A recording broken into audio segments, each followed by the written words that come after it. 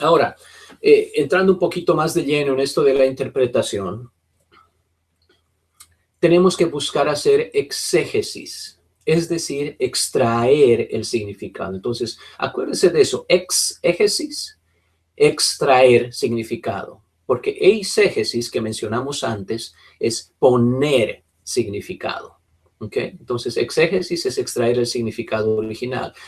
Por ejemplo, cuando usted está leyendo el periódico, el contexto o las páginas en las cuales aparecen ciertas noticias influencia la manera en que lo interpretamos, ¿no? Por ejemplo, ahí al medio, usted viene ese periódico El Mundo. Uh, Dice Camps al borde del banquillo por culpa de los 4 trajes.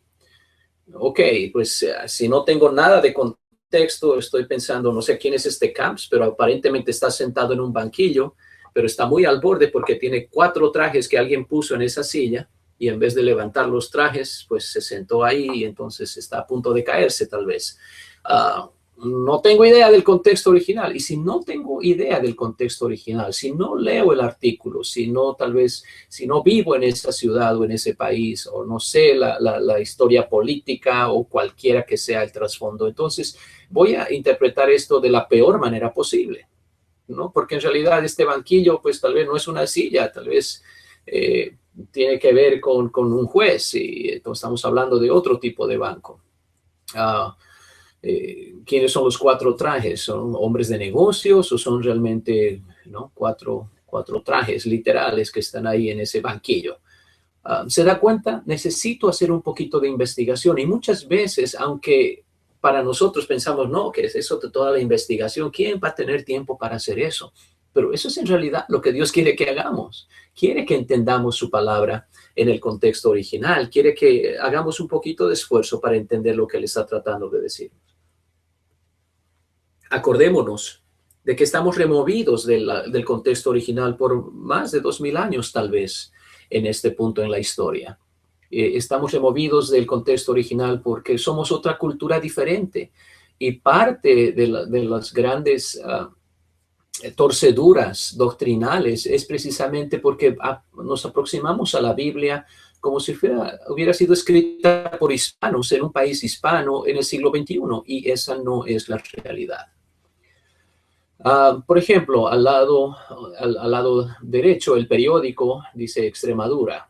ETA da un paso más, pero insuficiente. Entonces, si no leo nada más que eso, estoy pensando, ¿quién sería ETA? Tal vez un niño chiquito o una niña chiquita da un paso, pero el pasito, como es tan cortito, no fue suficiente, se cayó del borde de la acera. ¿Qué sabe qué pasaría ahí? Uh, ¿No? Entonces necesito saber un poco del contexto. Está hablando de fútbol, está hablando de política, está hablando de un niño. Eso me ayuda para poder interpretarlo. Ahora, al otro lado del periódico El País, un juzgado mercantil suspende la OPA. Me parece que están insultando a alguien, ¿no? Del gas natural a Endesa. ¿Quién será esta señora?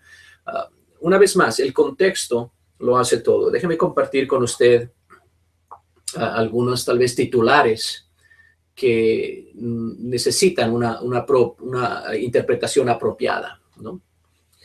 Por ejemplo, este titular: los indios aniquilan a los osos.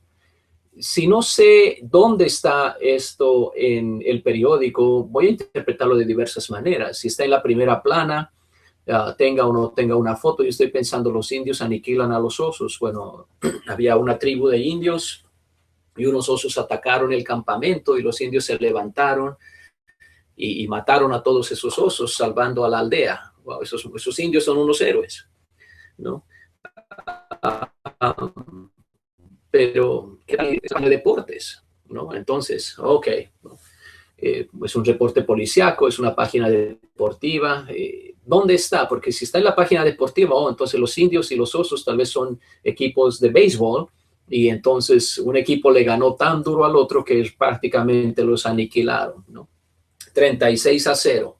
Entonces, nota usted cómo dónde se encuentra la noticia dentro de ese periódico me hace una diferencia en la manera en que yo interpreto.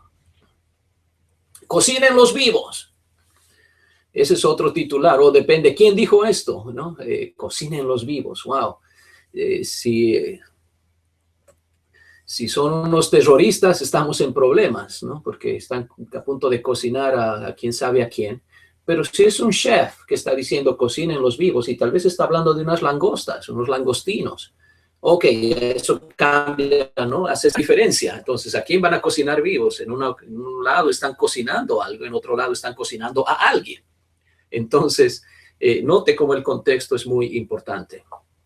Artista famoso se muere de vergüenza, ¿no? Ok, ¿dónde estoy leyendo esto? Si está en la página funeraria, pues tenía una condición un poquito extraña en su salud y esta vez le dio una vergüenza tal que eso produjo una reacción al nivel químico celular o quién sabe qué, y se murió literalmente, ¿no? O está en la página de farándula, entonces un artista que estaba caminando entrando a los premios X, de repente tropezó y se cayó y está muerto de vergüenza porque se cayó enfrente de todo el mundo, ¿no? Entonces, bueno, ¿dónde está ese titular? Hace la diferencia. Ok, que el alcalde devuelva el dinero. Aún esto, hay una diferencia grande dependiendo quién es el que lo está hablando. Si es una carta de un ciudadano y está en la sección editorial del periódico, tal vez el alcalde ni le va a prestar atención. Pero si es un juez de la Corte Suprema, entonces eso ya tiene autoridad, ¿se da cuenta? Entonces, tenemos que nosotros usar este mismo tipo de entendimiento cuando vamos a la Biblia. ¿Quién es el que está diciendo las palabras que estamos leyendo? Porque hay ese peligro. La Biblia, tal vez usted no lo sabía, pero la Biblia dice en el Salmo 14 que no hay Dios. Entonces, si usted es un ateo, va al Salmo 14, lee esas 3 palabras y usted dice, ok, pues la Biblia me da la razón, no hay Dios. Entonces, ¿pero quién dice eso o qué contexto es en el cual se dice eso? Es muy, muy importante. Que el alcalde devuelve el dinero. Si es una carta al editor, el alcalde no va a hacer nada. Pero si el juez de la Corte Suprema le dijo eso, el alcalde inmediatamente va a tener que devolver el dinero o irse para la cárcel. Entonces, todo eso es importante.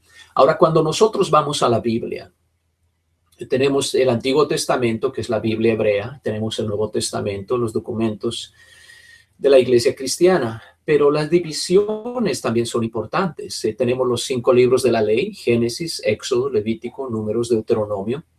Tenemos libros de historia, ¿no? Que van desde Josué hasta Esther en nuestra Biblia, y ciertamente la Biblia,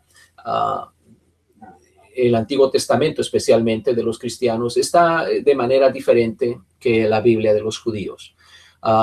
Tenemos poesía que va de Job, Salmos, Proverbios, Eclesiastés, Cantares, y tenemos luego los profetas mayores y los profetas menores. Esa división de mayores y menores no es que Isaías es más importante que Habacuc, es simplemente qué tan grueso es el libro. Entonces, Isaías, Jeremías son gruesos. Lamentaciones está ahí porque Lamentaciones fue escrita por Jeremías.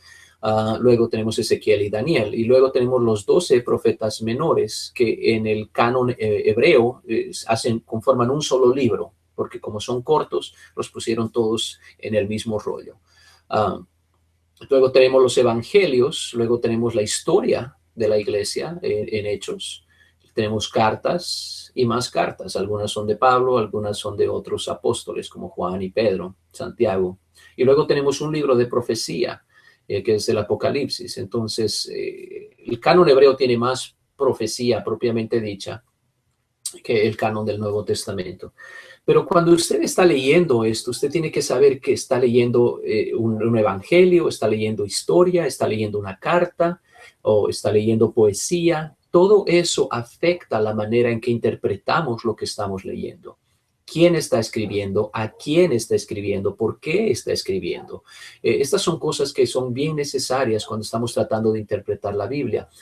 A veces tratamos de ir y leamos lo que leamos, decimos, esto tiene que aplicar. Por eso es que mucha gente dice, ¿por qué ustedes hacen esto pero no este otro si están los dos en la Biblia? Bueno, porque hay que leerlo apropiadamente. Hay cosas de la ley que ya fueron cumplidas en y a través del ministerio de Cristo que ya no son necesarias, pero hay otras cosas de la ley que todavía son necesarias porque trascienden, van más allá de lo que el Señor hizo a través de Cristo. Es decir, son principios eternos porque son principios morales. Por ejemplo, la distinción de sexos, la distinción entre hombre y mujer, la manera de vestirse, la manera de conducirse. Son cosas que no van a pasar simplemente, como diríamos, de moda de la ley al evangelio. Son cosas que permanecen. Era pecado matar a alguien en el Antiguo Testamento. Todavía es pecado matar a alguien en el Nuevo Testamento, créalo o no. Pero la ley pasó, sí, pero la ley moral de Dios nunca pasa porque es un reflejo de la naturaleza misma de Dios. Entonces se da cuenta cómo es importante saber qué estamos leyendo y dónde estamos en el libro de Jueces, por ejemplo. Hay muchos ejemplos de cosas muy negativas, muy malas, aún de gente que nosotros pensamos, pero se supone que él es el héroe de la historia, por ejemplo, o cualquier otro. ¿Por qué está actuando de esa manera? Entonces, ¿será que es bueno actuar de esa manera? No. Tienes que ver dónde estás y cuál es la temporada o el periodo de la historia que estás leyendo y qué es lo que está sucediendo. La Biblia relata muchas cosas sin darle su sello de aprobación. Relata cómo Lot fue para Sodoma y Gomorra y no dice esto fue bueno, ¿no? Uno puede decir Lot era un hombre fiel, y el Nuevo Testamento dice que era justo, por si usted no lo sabía. Pensamos, no, Lot era un carnal injusto. Tal vez era carnal, pero la Biblia dice que era justo. Es decir, no pecó aunque vivió en Sodoma y Gomorra, de acuerdo a lo que dice el Nuevo Testamento. Pero la Biblia nunca lo pone a él como ejemplo que nosotros tenemos que seguir. Entonces se da cuenta, aún en la vida de Abraham hay cosas que tenemos que seguir, cosas que no tenemos que seguir. Entonces es importante discernir todas estas cosas y por eso es importante saber dónde está y qué periodo estamos hablando y todo ello. Segunda de Pedro, capítulo 1, versos 20 al 21, dice, entendiendo primero esto, que ninguna profecía de la Escritura es de interpretación privada, porque nunca la profecía fue traída por voluntad humana, sino que los santos hombres de Dios hablaron siendo inspirados por el Espíritu Santo. Entonces, note, no podemos tener nosotros una interpretación privada, es decir, no, yo interpreto esto de esta manera, no importa cómo lo interpretan todos los demás, porque tenemos que darnos cuenta que la interpretación la tiene que dar el Espíritu Santo y generalmente la da a través de santos hombres de Dios que hablaron inspirados por el Espíritu Santo. Es decir, el mejor intérprete de la Biblia es el Espíritu Santo. El mejor intérprete de la Biblia es la Biblia misma, porque la Biblia fue dada por el Espíritu Santo. Entonces, hay gente que dice, no, yo sé que nadie más está enseñando, acabo de recibir una tremenda revelación. Cuando algo así sucede, generalmente no es la interpretación más correcta. Ahora, vamos a simplemente reducir esto a 3 principios que para mí son los más fundamentales. Ciertamente hay como 50 principios, tal vez muchos más, de interpretación bíblica. 10 o 12 son tal vez lo mínimo que debería saber un ministro. Para el pueblo le voy a dar 3, ¿ok? 3. Principio número 1, ¿qué tipo de escrito es? ¿Está en la ley? ¿Está en los profetas? ¿Está en los salmos? ¿Es poesía? ¿Cuál es el propósito del libro? ¿Qué estoy leyendo? ¿Ok? Usted no puede agarrar y leer una epístola de Pablo como lee el libro de Proverbios. No es apropiado. Ambas son palabra de Dios, pero cada una de ellas tiene un propósito específico en la mente de Dios, en la mente del escritor y teniendo en cuenta la audiencia a quien estaban escribiendo. Entonces, está en la poesía, está en una carta, ¿qué es lo que estoy leyendo? Hay partes en la epístola de Pablo que algunos toman literalmente, ¿no? Saludaos con ósculo santo. ¿Qué es un ósculo? Es un beso. Tenemos que saludarnos con un beso. Pues hay culturas en las cuales eso es muy apropiado, pero hay culturas en las cuales no es apropiado. Entonces hay gente que dice, no, ahí dice con beso, entonces tiene que ser con beso, no importando la cultura, porque esto es palabra de Dios. Bueno, pero si va a decir eso, y eso está generalmente al final de una carta de Pablo, también tendría que usted cumplir con saludar a Trófimo, saludar aquí a tal persona, Lucas os saluda, todo eso también tengo que cumplirlo. Tengo que buscar un hermano, tal vez en una congregación que tenga el nombre exacto que Pablo dijo para poder darle los saludos de Pablo. No, se da cuenta, eso es algo que está limitado al contexto de Pablo, a la cultura de Pablo y a la gente que Pablo conocía. Entonces es importante hacer esa diferenciación y no simplemente decir, no, todo es lo que yo tengo que hacer, tengo que obedecer todo. Ok, dado este ejemplo, muchas veces donde, la gente agarra la Biblia, cierra los ojos, cierra la Biblia y luego la abre en cualquier lugar y pone el dedo en algún lugar teniendo los ojos cerrados, luego los abre, antes de abrirlos, lee, ora y dice, Señor, háblame a mí, ¿qué tengo que hacer hoy? Y cuando abre los ojos, ahí dice, Judas fue y se ahorcó. Ok, Señor, no quiero hacer esto, ¿no? Y otra vez agarra, cierra los ojos y abre la Biblia, pone el dedo y cuando abre los ojos dice, ve y no tardes, ¿no? Ay, Señor, no quiero esa revelación. ¿Se da cuenta? No todo lo que está escrito en la Biblia es algo que usted tiene que hacer. Tiene que entender que a veces está simplemente describiendo historia, está simplemente describiendo lo que estaba pasando en ese tiempo.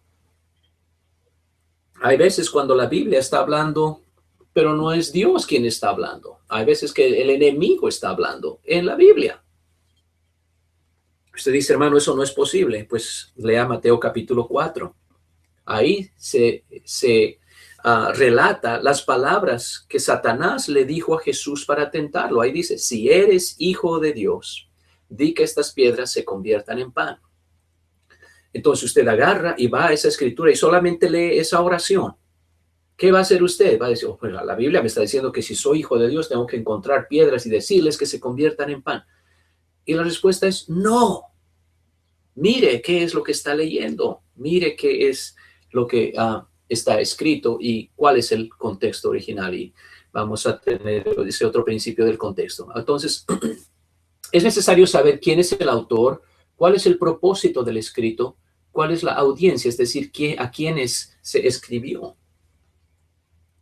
Por ejemplo, Eclesiastés capítulo 9 y el verso 5 dice, los muertos nada saben, ni tienen más paga, porque su memoria es puesta en olvido. Esto es utilizado por gente como los adventistas del séptimo día, los testigos de Jehová, que insisten que cuando alguien muere, ahí se acaba. No hay un alma que sobrevive a la muerte. El alma, dicen ellos, está dormida esperando la resurrección o prácticamente está muerta, ¿no?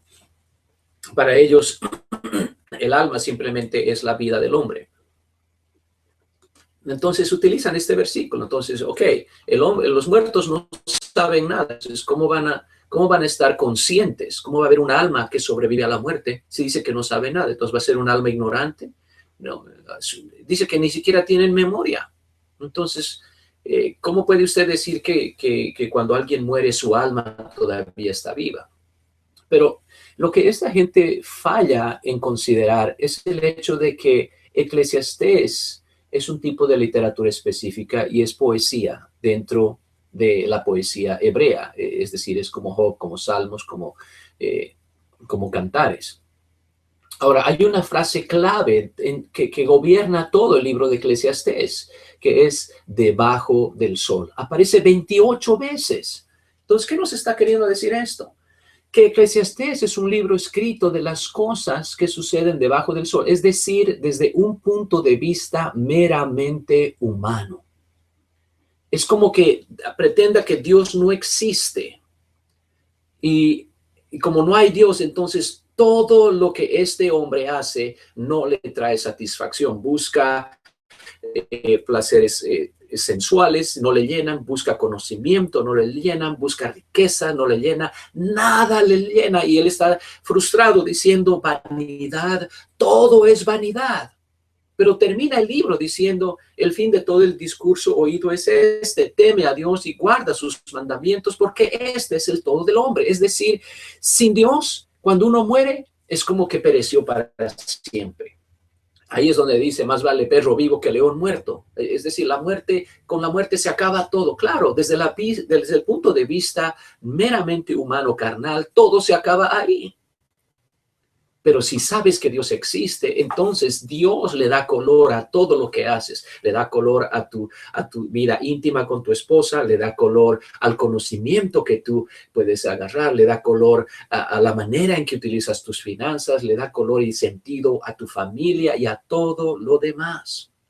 Entonces, no podemos agarrar Eclesiastés 9:5 y decir, esto es lo que Dios dice. No. Esto es lo que el predicador que está asumiendo que no hay Dios, que está viviendo una vida debajo del sol, es lo que está diciendo. Por eso es que necesitamos ir al final del libro y encontrar qué es lo que Dios realmente está tratando de enseñarnos a través de este poema tan deprimente como lo es Eclesiastés cuando dice todo es vanidad. Ahora, es importante que no tome lo simbólico como algo literal.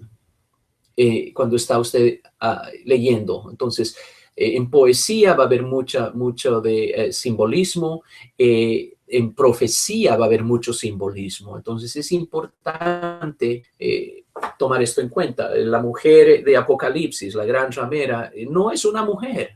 ¿Okay? Entonces, no busquen las noticias diciendo, será esta persona, será esta otra persona, porque es insulso. Es algo simbólico, no es algo literal.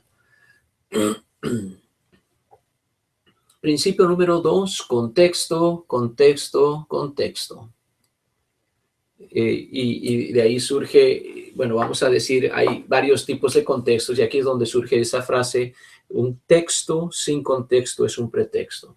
Ahora, el contexto cultural, hay cosas que los judíos hacen por su cultura. Hablábamos del ósculo santo, del beso, la manera que se saludan, tanto hombres con hombres como mujeres con mujeres. Ese beso, por ejemplo, dentro de la cultura judía, no era un hombre con una mujer. Eso no era permitido. Eran hombres con hombres, mujeres con mujeres.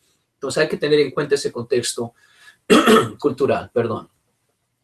Contexto histórico, ¿ok? Estamos hablando Abraham, miles de años antes de Jesús, 2000 años antes que nosotros. Tenemos que tener todo eso en cuenta. En qué cultura, en qué región, en qué idioma y en qué contexto histórico. El contexto religioso es muy importante también. Estamos hablando de judíos bajo la ley, estamos hablando de judíos bajo la gracia, bajo el nuevo pacto, el antiguo, todo eso. Y hay un contexto literario, es decir, es historia, es poesía, es profecía y todo ello. Entonces, es importante. Hay frases, por ejemplo, que en la Biblia para nosotros las entendemos a nuestra manera. Hay una ocasión donde la Biblia dice que David estaba con sus hombres en una cueva, Saúl entró para cubrirse los pies y uno está como que, ¿ah? ¿Qué quiere decir eso? Eso está todo raro. Bueno, eso es un modismo judío que utilizan cuando alguien tiene que ir al baño. Entonces, esa es la manera que lo decían. Perdón, tengo que ir a cubrirme los pies, ¿no? Y está diciendo, perdón, tengo que ir al baño, es urgente. Entonces, tenemos que, se da cuenta cómo ese contexto histórico, cultural, el contexto del idioma inclusive, nos ayuda para entender todo esto. Y un buen comentario bíblico va a revelar estas cosas si es que usted no puede hacerlo a través de su propia investigación. La Biblia habla de Abraham que conoció a su esposa, o Caín que conoció a su esposa, o aún que José no conoció a María hasta después que nació el niño. Entonces, como que, wow, estaban saliendo y estaban comprometidos para casarse y no conoció a su esposa hasta después que nació el niño. Entonces, ¿cómo es que fueron a Belén? Él fue por un lado, la mujer por el otro lado, y una vez que Jesús nació, recién se presentaron el uno al otro. No, es un modismo hebreo, es lo que llamamos un hebraísmo, en el que conocer a la esposa de uno está hablando de la intimidad sexual. No tuvo intimidad sexual con su esposa hasta que dio a luz a su primogénito y le puso por nombre Jesús. O Abraham conoció a su esposa, es decir, tuvo intimidad. Adán con Eva o Caín con la suya. ¿Okay? Diestra de Dios. Para un hebreo, Dios no tiene una derecha literal, no tiene una izquierda literal, no tiene una diestra. Entonces, ¿por qué hablan de la diestra de Dios? Porque para ellos la diestra de Dios es el poder y autoridad de Dios. El problema es que llegamos a estas frases como hispanos y decimos, no, para mí diestra significa derecha y por lo tanto Dios tiene una derecha y por lo tanto Jesús está a la derecha de Dios, por lo tanto son dos personas. No, contexto, contexto, contexto. Eso es lo importante. Ok, hay una ocasión donde el Señor está enseñando y dice prácticamente el que no aborrece a su padre y a su madre no es digno de mí. Y déjeme decirles, si voy a tener que obedecer esto va a ser muy complicado porque amo a mi mamá y amo a mi papá. Pero tengo que aborrecerlos. La Biblia dice que tengo que aborrecerlos. No, no, no, no, espérese, mi hermano.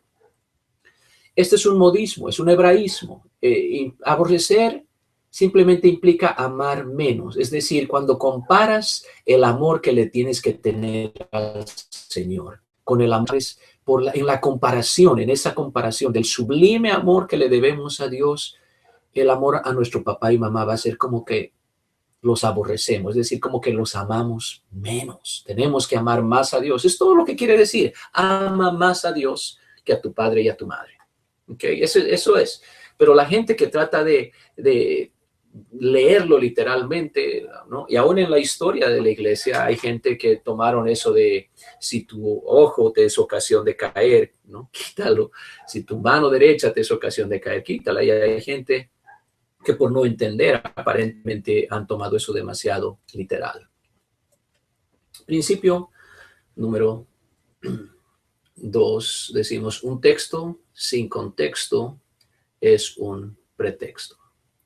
Un texto sin contexto es un pretexto. Esto es importante porque muchas veces, y perdón, y si usted es un predicador escuchándome, qué bueno que está escuchando, es que muchas veces agarramos y el Espíritu sí hace resaltar un versículo a nuestra atención y agarramos ese versículo y lo predicamos como si no hubiera nada alrededor de ese versículo. Y muchas veces malinterpretamos por esa razón misma. ¿Qué es el contexto? Estamos hablando aquí del contexto literario de un verso. Son los versículos que están antes y los versículos que están después del texto en el cual estamos enfocados. Más allá de eso es el capítulo entero. Más allá es el libro entero o la carta entera de la cual estamos sacando ese texto. Si estamos predicando de un texto en Gálatas, tenemos que saber qué dice toda la epístola, cuál era el propósito de Pablo en escribir. Luego tenemos que ir más y más y más hacia adentro para encontrar nuestro texto y ver cómo es que nuestro texto encaja en todo lo que Pablo está tratando de decir. Pero generalmente lo que hacemos, recibimos un texto y simplemente agarramos eso y buscamos ilustraciones de otros lados y le metemos mucho de nuestra imaginación y lo predicamos de esa manera. Eso está muy mal.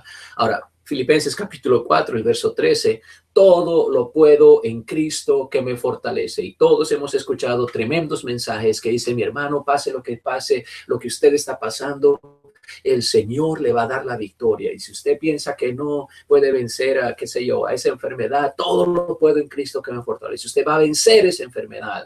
Y si usted está aplicando para un trabajo, vaya a ese trabajo diciendo, todo lo puedo en Cristo que me fortalece y obtenga ese trabajo. Aunque en principios generales el Señor nos ayuda y el Señor nos bendice, este versículo no aplica a ese trabajo que estoy tratando de obtener. ¿Por qué? Por el contexto. El contexto, Filipenses capítulo 4, versos 11 y 12. Note lo que dice, no lo digo porque tenga escasez, pues he aprendido a contentarme, cualquiera que sea mi situación. Sé vivir humildemente y sé tener abundancia. Es decir, habían tiempos cuando él no tenía nada que comer, ¿ok? Dice, sé vivir humildemente, sé tener abundancia, en todo y por todo estoy enseñado, así para estar saciado como para tener hambre, así para tener abundancia como para padecer necesidad. ¿Qué está diciendo aquí el apóstol? Está diciendo, hay veces cuando no tengo que comer y estoy feliz así. Hay veces que tengo mucho para comer y también estoy feliz así. ¿Por qué? Porque todo lo puedo en Cristo que me fortalece. Es decir, cuando estoy hambriento, el Señor me fortalece. Cuando estoy saciado, el Señor me fortalece. Entonces no está hablando de obtener la victoria, pase lo que pase, a través de la fortaleza de Cristo. Está diciendo, puedo pasar tribulación con la fortaleza del Señor y puedo estar bendecido con la fortaleza del Señor. Entonces, si usted quiere predicar que con Cristo puede destrozar todas las fortalezas, está bien, pero busque un versículo que hable de eso en su propio contexto. Pero no tuerza este versículo para decir algo que no dice. Una vez más, está hablando de tener hambre, de vivir humildemente y de tener abundancia y estar saciado. En esas circunstancias, todo lo puedo en Cristo que me fortalece. Es decir, puedo pasar necesidad y no por eso me voy a desalentar. Voy a seguir bendiciendo al Señor porque de Él soy y a Él le pertenezco. Y Él me da fortaleza aún cuando estoy padeciendo necesidad. Entonces se da cuenta, esto no es un clamor de victoria completa, de arrasar ciudades, conquistar reinos, sino de saber vivir para Cristo, pase lo que pase en nuestra vida. Ahora, ¿cuál de esas dos posiciones cree usted que va a ser más bendición para los filipenses que están escuchando esto? Que tal vez ellos estaban pasando circunstancias similares. Si usted agarra y piensa que los filipenses o con Cristo me fortalece, podemos ¿no? conquistar todo. No, habían algunos que tal vez estaban en la cárcel, había algunos que tal vez estaban pasando gran necesidad. Y saber que el gran apóstol Pablo pasaba las mismas cosas es de más aliento. Y sabiendo que en el Señor él tenía su consuelo, tenía vamos a decir, la bendición del Señor, la presencia del Señor ahí siempre con él, ellos dicen, yo también puedo hacerlo. Yo también puedo hacerlo. Entonces, un texto sin contexto es un pretexto. Y el tiempo está pasando rápidamente, así que vamos a irnos al principio número 3.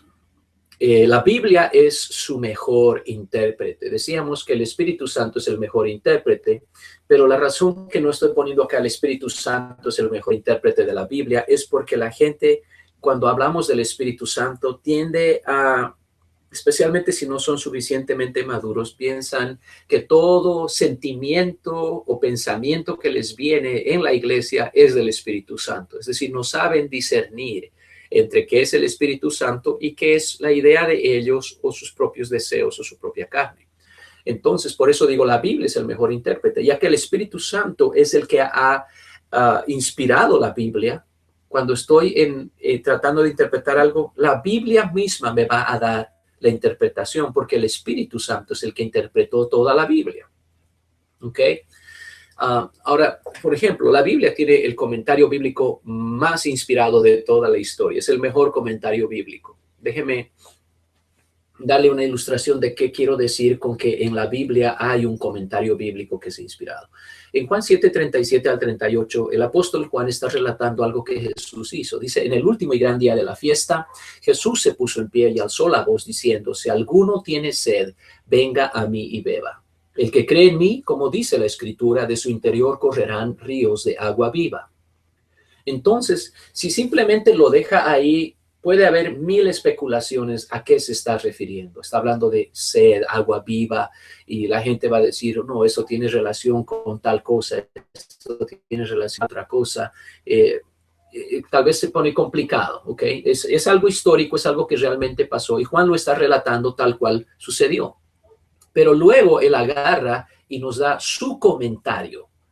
¿Ok? Y ese es el comentario inspirado. Él escribe diciendo en el verso 39, esto dijo del Espíritu que habían de recibir los que creyesen en él, pues aún no había venido el Espíritu Santo porque Jesús no había sido aún glorificado. Entonces, noten, nos está dando ciertos principios. Está diciendo, número uno, que el Espíritu no podía venir hasta que Jesús fuera glorificado. Entonces, eso nos ayuda a la interpretación. Lo otro es que nos dice que esa agua viva es el Espíritu Santo. Entonces, note, esto nos enseña multitud de cosas. Número uno, que el fuego no es el único símbolo del Espíritu en la Biblia. A veces el agua es el símbolo del Espíritu, como en esta situación. Lo otro que nos enseña es que el Espíritu Santo no podía ser recibido por nadie hasta que Jesús no hubiera sido glorificado, que nos habla de la muerte, sepultura y resurrección. Después de la resurrección, Jesús es glorificado. Entonces, solamente después de la resurrección se da el Espíritu Santo. Entonces, para aquellos que dicen que los apóstoles recibieron el Espíritu Santo antes, lo siento, el apóstol Juan nos dice que el Espíritu no había venido porque Jesús no había sido glorificado. Es decir, el Espíritu solo podía venir una vez que Jesús fuera glorificado. Entonces, se da cuenta cómo este comentario inspirado nos da la mejor interpretación de la Biblia posible. Y eso es lo que queremos aprender a hacer, dejar que la Biblia misma se interprete, sea ahí en el mismo contexto, como en este caso, o en otros contextos. Tal vez otro de los apóstoles, otro de los evangelios dice algo que nos da más luz en cuanto a lo que estamos nosotros aprendiendo. Entonces, la pregunta que usted tiene que hacer cuando está tratando de interpretar algo es decir, ¿cómo interpretaron esta escritura otros personajes bíblicos? Si está hablando del Antiguo Testamento, el Nuevo Testamento cita muchísimo del Antiguo Testamento. Y esa interpretación es la interpretación que tiene autoridad, porque es interpretación por aquellos que estaban llenos del Espíritu Santo, que eran los apóstoles. Lo otro es el ejemplo apostólico. ¿Qué hicieron los apóstoles con este mandamiento o con esta escritura? ¿Cómo lo vivieron? ¿Cómo lo practicaron ellos? Eso es lo que nosotros tenemos también que hacer. No buscar nuestra propia interpretación privada e irnos quién sabe hacia dónde con nuestras imaginaciones. Por eso necesitamos ese contexto y esa manera de interpretar. La Biblia es su mejor intérprete. Mateo 28:19, por tanto, id y haced discípulos a todas las naciones, bautizándolos en el nombre del Padre y del Hijo y del Espíritu Santo. Hay gente que dice, Jesús aquí está enseñando la Trinidad. ¿Ok? ¿Dónde los apóstoles interpretaron esto para enseñar la Trinidad?